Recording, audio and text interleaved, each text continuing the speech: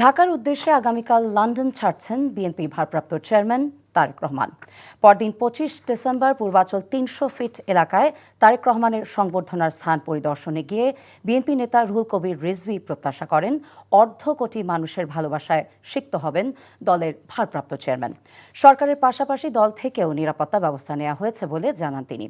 ১৭ বছরেরও বেশি নির্বাসিত জীবন শেষে আগামী ২৫ ডিসেম্বর লন্ডন থেকে দেশে ফিরছেন তারেক রহমান। তাকে বরণ করে নিতে ব্যস্ত সময় পার করছেন দলটির নেতাকর্মীরা।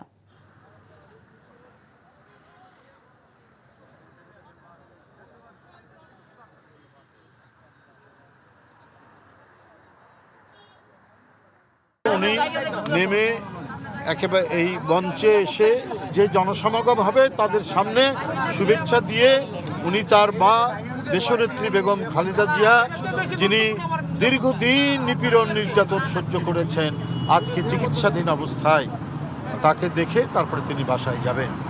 ১.৫ কোটিরও বেশি মানুষের উপস্থিতি হবে সেদিন ঢাকায় ইনশাআল্লাহ।